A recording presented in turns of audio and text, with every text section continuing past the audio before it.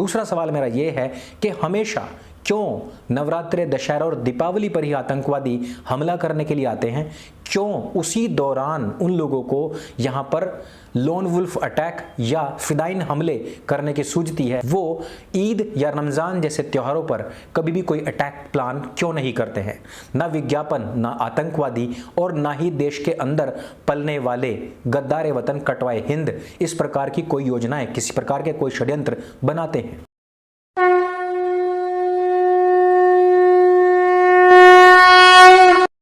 नमस्ते दोस्तों, आप सबका एक बार फिर से स्वागत है आपके अपने YouTube चैनल सत्य सनातन में। अभी नवरात्रे चल रहे हैं, दशहरा आने वाला है और उसके बाद में दीपावली होगी और हम सभी पटाखे फोड़ेंगे। लेकिन इन पटाखों के फूटने से पहले एक बड़ा बम धमाका होने वाला था जिसमें किसी भीड़ भाड़ वाले हिंदू बहुल इलाके को टारगेट किया जा सकता था। इस टारगेट को करने वाला एक पाकिस्तानी आतंकवादी भारतवर्ष में पकड़ा गया। उसके बारे में काफ़ी सारी बातें, काफ़ी सारे न्यूज़ आए, लेकिन हिंदू अपनी मस्ती में इतना मस्त है कि उसको ना देख रहा है ना सुन रहा है। वो अपने त्योहारों में मगन है और यह मग्नता जाहिर सी बात है। लेकिन इन त्योहारों की आड़ में क्या क्या होता है, कौन लोग आप लोगों को टारगेट बना करके रखते हैं, उसके बारे में भी जानकारी होनी चाहिए। नवरात्रों को जिस प्रकार से ना केवल आतंकवादी बल्कि विज्ञापन वाले हों चाहे जिहादी हों, हर व्यक्ति इनको टारगेट कर रहा है, आप लोगों तक पूरी जानकारी होनी चाहिए। आप लोग जानकारी नहीं रखते, IPL देखते हैं या फिर अपनी मस्ती में मस्त रहते हैं, इसी वजह से वो लोग आप लोगों को टारगेट, और वो भी बहुत ही आसान टारगेट बना लेते हैं।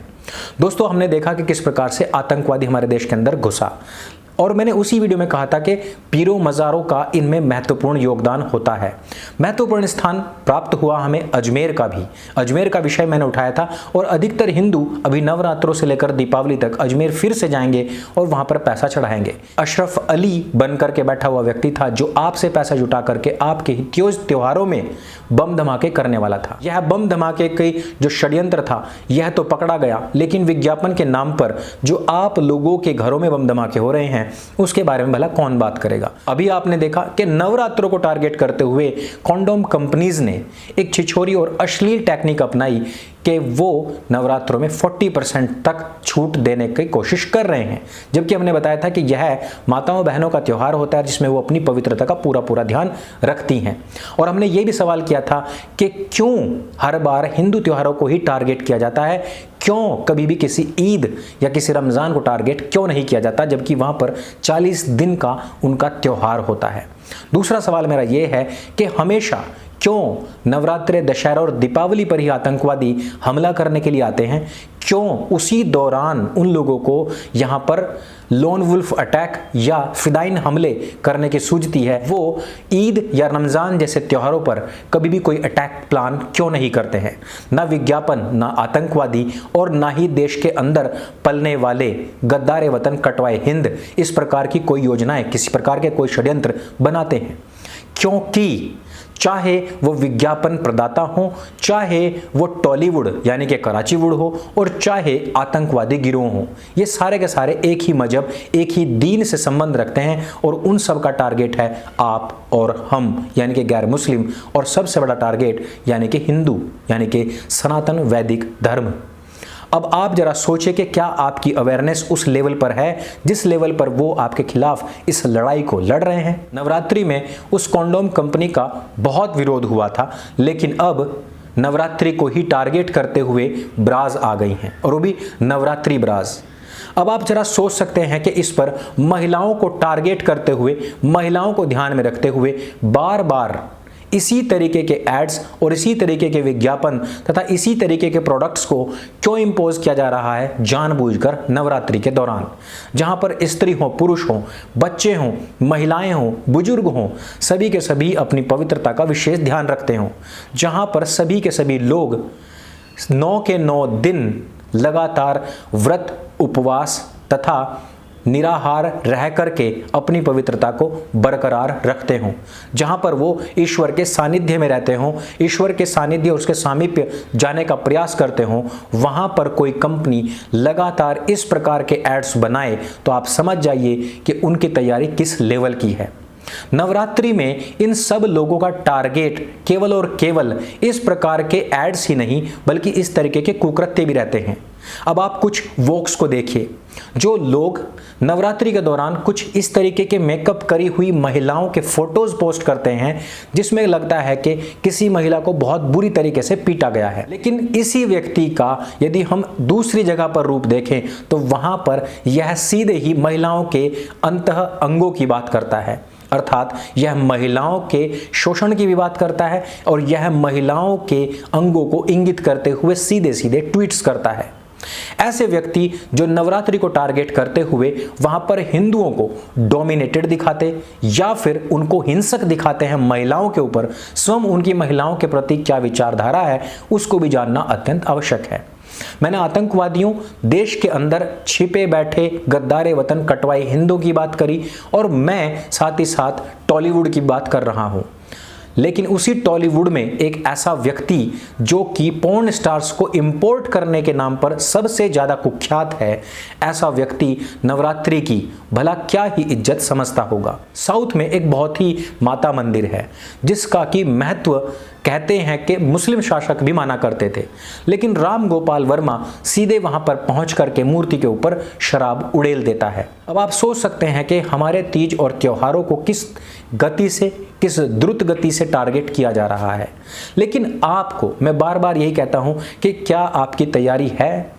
मैंने पिछले वीडियो में आप लोगों पर काफी सारे सवाल उठाए थे, जो लोग पीरों मज़ारों पर जाते हैं। हिंदुओं ने उस वीडियो का ही बायकॉट कर दिया, हिंदुओं ने उस वीडियो को ही देखना सही नहीं माना और यही चीज हमें दर्शाती है कि हम लोग कितने सोए हुए हैं और हमारे सोने की वजह से ही इन लोगों के लगातार टारगेट्स हम पर हो रहे हैं। यही नहीं, दिल्ली के अंदर छठ पूजा पूरी तरीके से बैन करने के आदेश आ चुके हैं। अब आप सोचिए कि जो लोग ईद पर खुली छूट देते हैं, जो लोग उसकी वकालत करते हैं, जो लोग कहते हैं कि आतंकवादियों को मारा इसलिए जा रहा है क्योंकि वो मुसलमान हैं और जिनको मारा भी है उनके सबूत दीजिए, वो लोग दिल्ली के अंदर छठ को पूरी तरीके से प्रतिबंधित करने का कार्य कर रहे हैं। तो हमारे ही लोग हैं जो हमारी ही जड़ें काट रहे हैं। अब मैं चलता हूं बांग्लादेश। बांग्लादेश में लगातार मूर्तियों को तोड़ा जा रहा है, अपने क्षेत्रों से मूर्तियों को हटवाया जा रहा है। ये बांग्लादेशी लोग कोई मंगल ग्रह से नहीं टपके हैं, ये लोग भी हमारे इसी देश के रहने वाले हैं और उनके पूर्वज और वंशज अभी भी इस देश में रहते हैं। अलग देश होने से इनकी विचारधारा अलग नहीं हुई है, बल्कि इन सब की किताब एक है। इस वजह से इनकी या भारतीय मुसलमानों की विचारधारा तो एक ही है। सबसे अच्छी खबर आई कश्मीर से, जहां पर वीरेंद्र पासवान जी को गोली मारने वाले मुख्तार शाह को गोलियों से भून करके सेना ने अपने नागरिकों का बदला ले लिया है। लेकिन राहुल खान इस समय पर चुप है, जो अपने आप को कश्मीरी पंडित कहते हैं, माइक पर जाकर जय माता दी बोलते हैं। वो पिंकी दीदी जिसके घर में नौकरों चाकरों की संख्या हम और आप काउंट नहीं कर सकते, वो जो आज नौटंकी करने के लिए झाड़ू लगाती घूम रही है, जो मंचों से देवीय स्तोत्रम गा रही है, वो आज इस बात को क्यों नहीं पूछ रही कि यह जो दुर्गा पूजा है इस पर इस तरीके का भोंडा और नंगा नाच क्यों चल रहा है, मूर्तियों का अपमान क्यों हो रहा है, उनको क्यों तोड़ा जा रहा है और त्योहारों पर इस तरीके के एड्स देने का क्या औचित्य है। वो नहीं पूछेगी क्योंकि उनकी यह राजनीति समसामयिक है। यह बरसाती उगने वाली मशरूम है और बरसाती मेंढकी बरसात के जाने के बाद में तुरंत खुद भी गायब हो जाएगी। तो दोस्तों, इस वीडियो में सिर्फ इतना ही। मज़ारों से लेकर के आपके धर्म पर बनने वाली मजाकों तक, इन सभी विषयों पर गौर जरूर कीजिए, क्योंकि कमज़ोर को सभी सताते हैं, सभी मारते हैं। जो मजबूत होता है, जो मजबूती से अपनी आवाज़ उठाता है, जो मजबूती के साथ में अपना पक्ष रखता है और जो अपनी आस्थाओं को भंग करने वाले, तोड़ने वाले का मुंह तोड़ता है, यह समाज उसी का सम्मान करता है। आप किस कैटेगरी में हैं और किस कैटेगरी में होना चाहते हैं, ये तय आप ही करेंगे। यदि वीडियो आपको अच्छा लगे, जानकारी से भरपूर लगे और आपको लगता है कि यह जागरूक करने वाला है, तो ही इसको सबके साथ में शेयर अवश्य करें।